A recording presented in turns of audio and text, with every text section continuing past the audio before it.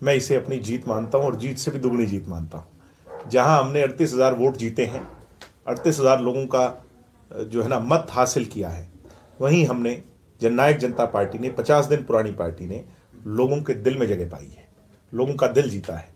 चंडीगढ़ की कुर्सी तो शायद बीजेपी के लोगों को मिली हो, मगर जींद की जनता के दिल की कुर्सी जननायक जनता पार्टी और दुष्यंत चौटाला और उनकी अगुवाई में हम सब लोगों को मिली है, जिसके लिए मैं ताउम्र यहाँ के मतदाताओं का, और क्योंकि ये मेरा पहला चुनाव था तो मेरे लिए जो एक्सपीरियंस रहा, मैं यहाँ के मतदाताओं का आभारी रहूँगा, धन्यवादी रहूँगा।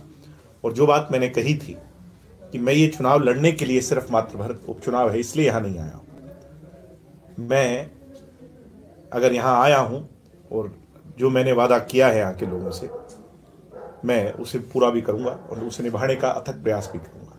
तो आज मीडिया के माध्यम से भी ये मैं सब लोगों को विश्वास दिलाता हूँ कि जींद और जींद के लेकर कोई विषय आएगा तो दिग्विजय चौटाला और हमारे सभी लोग, पूरी पार्टी जींद को लेकर के किसी विषय को जो है ना कमजोर नहीं पड़ने देंगे, उसे अग्रिम पंक्ति में उठाने का काम करेंगे। ये लोग जो ये कहते हैं हम जींद बदलेंगे, जिंदगी बदलेंगे, ये तो टेम्परेरी रजिस्ट्रेशन प्लेट लगाकर यहाँ आए हैं, ये पक्के नहीं है। कहीं ना कहीं आज मुझे वो बात कहने की जरूरत नहीं। जिन लोगों को 22,000 मत मिले, आज वो ये कह रहे हैं कि हम जींद से नहीं, हम तो वहीं से चुनाव लड़ेंगे जहां से हम आए हैं। तो कितनी शर्म की बात है कि कांग्रेस पार्टी का असली चेहरा भी इस चुनाव में एक्सपोज हो गया है। फोर्थ और फिफ्थ फ्रंट की बात करने की हमें आवश्यकता ही नहीं, क्योंकि फोर्थ फ्रंट तो वो है जो धर्म संप्रदाय के नाम पे हमें बांटता है, और फिफ्थ फ्रंट वो है जिसने खुद के स्वयं वोट भी, जो ये आज आरोप लगा रहे हैं कि भाई हमारा तो जो वो खड़ा था एजेंट, उसका भी वोट भी हमें नहीं डला।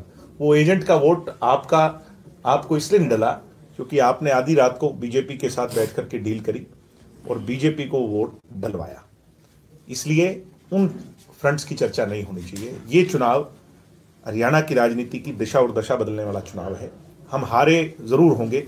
एक हिंदी मूवी का डायलॉग है कि ये बेखौफ दुश्मन, आज तेरी जीत से ज़्यादा चर्चे जो है वो हमारी हार के हैं, और इसमें कोई दो राय नहीं। कश्मीर से कन्याकुमारी तक इस चुनाव पे कहीं चर्चे हुए होंगे, आप मीडिया के जगत में भी चर्चे हुए हैं।